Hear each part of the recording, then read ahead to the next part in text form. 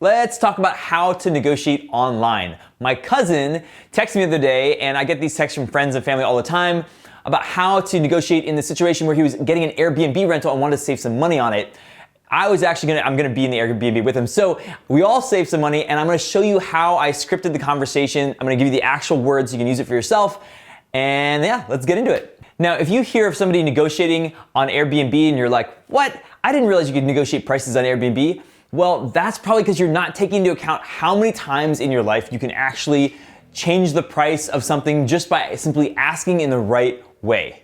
Now, at the time when my cousin texted me, I was traveling and I didn't have a whole lot of time, and I was like working all day, and I was like, look, I don't have time to go into all the concepts, and I should have pointed at some of these videos, but really I was just like, you know what, I'm just gonna hammer out a script and you can send that exact email. So let's dig into this. Now, let's look at what I said in this little script here. First of all, I started out with a compliment. I said, look, the house is absolutely gorgeous. We'd love to book it for a family gathering, and what we're able to do is $3,200. So I set the price. And then here comes the key point. I said, I know your house is probably worth much more than that, but this is what we're able to do.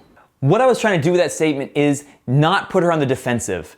So if I start to argue with her about the price of the house and say, hey, we want to get it for this amount, I want her to still be able to think that the house is worth whatever she wants to think it's worth. I mean, this is a very personal and emotionally tied thing. It's her house. So I don't want to fight on value, but I just want to let her know, like, this is what we're able to do. Can you help us out? Now, at this point, when she reads this, she has no reason to feel defensive. She just has to figure out, can I do this? And now I made a really soft request. I said, would you consider renting it to us? We have impeccable track records, so I'm just kind of allaying any fears of us as renters. And then here's the second key point. I said, you know, you'd be helping us get 4 generations under one roof. And the reason I said this is I want her to feel like she's doing a good deed, because if she gives it to us at a price under market, she is doing us a good deed, and I want her to feel like it's a feel-good thing, as opposed to saying, hey, I'm trying to fight you in some business transaction. So Earl comes back and he's like, well, how did you come up with $3,200? Did you just pick that out of nowhere? And kind of I did. What I wanted was a reasonable number that would at least engage her in the conversation. I didn't want to go so extreme that she's like, no, no way, and not answer. So Earl sends her that message, and she gets back to him, and she starts negotiating with us. She says, look, the best I can do is $3,400. This is our high season, and I rent on the 4th of July for $14.95 for just one night. So 3 nights at this price is a great deal. So the main point here is she's actually said, look, this is a negotiable price. She's actually negotiating with us. So what actually happened at this point is our family situation changed, and we decided to go for 4 nights instead of 3. So I told my cousin, look, you could probably ask for more money off right now because you have to go back to her and change some things about our deal. So my cousin asked me kind of an interesting question, which is, should we offer her a good review? And I actually felt like that was the wrong path to go down, because we were asking her to do us a favor, and we were pulling on her. We were saying, hey, do us this thing out of goodwill. We're doing this for our family vacation. We'd like to rent your house. And to start offering things that are much more business focused, like, hey, if you give us money off, we'll leave you a good review, seems very transactional. So I thought it was best not to confuse them and to keep those two things separate. Don't make it a business transaction. Make it something that she can feel good about if she gives us the money off. So you can see here, I wrote up another script for my cousin, and what I said is, I can imagine it's a busy time, acknowledge what she said. We've only cleared $1,000 per night for our families. Can you do $4,200 if we spend an extra night at the front of the trip? And I said, hey, I'll chip in the extra $200 myself to make up the difference, and then we can get out of the house on the 4th of July so you can rent it to another client. So I'm giving her something, I'm conceding a point and giving her something that she wants, which is, hey, I have a really high price on the 4th of July, and I'm like, look, you can still rent it at that high price on the 4th. Now, my cousin sends that note off, and then we get an email back from her saying, look, I don't know why I'm doing this. These are our high demand days, but all right, 4 generations under one roof, we're good at $4,200.